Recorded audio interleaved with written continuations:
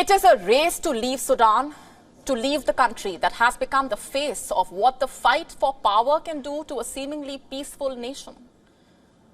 Sudan is also an example of how little people affected by this power tussle between the powerful can really do. Some 46 million people live in Sudan. There are anywhere between 47,000 to 50,000 expats, and their home countries are now scrambling to get them out. Some countries have been successful, some not as much. Japan has evacuated 45 people, America some 100 people, most US government officials and their dependents. France has evacuated over 500 people. Germany has evacuated some 300 people, including German citizens and other nationalities. They were taken to the Ethiopian border on buses. The plan is to take them to the Ethiopian city of Gondar, and from there, they will be flown out. This evacuation, mind you, is no easy task. Let's just pull out a map for you. This is where Khartoum is located. It is the capital city of Sudan, and this is where the fighting is concentrated. Now, Sudan, like you can see, is surrounded by land on three sides. There is Egypt and Libya to the north, Chad and Central African Republic to the west, South Sudan and Ethiopia in the south, and there is Eritrea in the east. And next to it is the Red Sea. So how do you fly out those who are trapped in the fire fighting? Either you take them by road to another country like Ethiopia and then go to the nearest airport and fly your citizens out, or you take the sea route, which means get on a bus in Khartoum and drive towards the Red Sea. The distance, by the way, between Khartoum and Port Sudan is no cakewalk. It is over 840 kilometers. It takes over 13 hours by bus on a regular day, 840 kilometers. But currently, driving through the conflict zone can take up to 3 days. 3 days.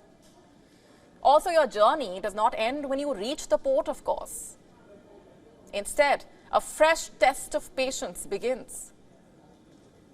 There are thousands of other nationalities waiting there. Relief staff, people waiting for their turn to board a ship and sail to safety.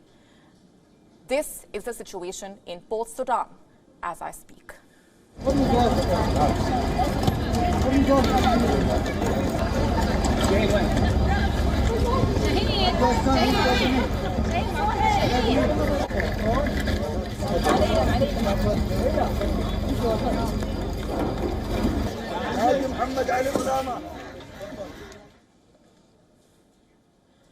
You see, evacuating people from conflict zones is a challenge as it is, but with a geography so unfavorable, the task becomes all the more uphill.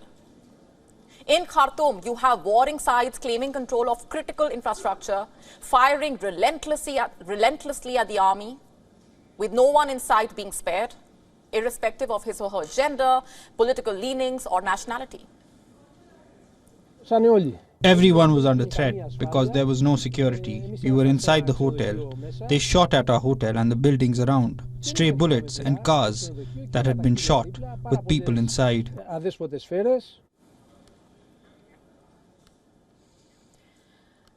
And by the way, diplomats also are not better off. The Swiss ambassador to Sudan was recently heard recounting his dangerous escape. We could clearly see the RSF escorts with their pickup trucks and machine guns and mounted RPGs navigating through the areas they control. It gave us a good overview of what they currently control. All of a sudden, we got to the front line and the escorts disappeared where tanks of the regular army were parked. We passed them. All this was accompanied by attacks from the air, also by regular army with MiG-29s. Luckily, they did not shoot at us, but they focused on other targets. An Egyptian embassy staff member was not all that lucky. He was shot dead in Khartoum. The spokesperson of the Egyptian Minister of Foreign Affairs spoke about the incident, adding that Egyptian diplomats' ethics, quote-unquote, require them to be the last to leave the area after ensuring that the evacuation operation is completed. So how many people are exactly still trapped in Sudan? Well, the answer is it's hard to say. It is estimated that some 2,000 people of 16 nationalities have been evacuated from Sudan so far. Some 3,000 Indians live and work in Sudan. Reports say over 270 of them have been evacuated so far. They departed from Port Sudan on board INS Somedha around 5 a.m. local time.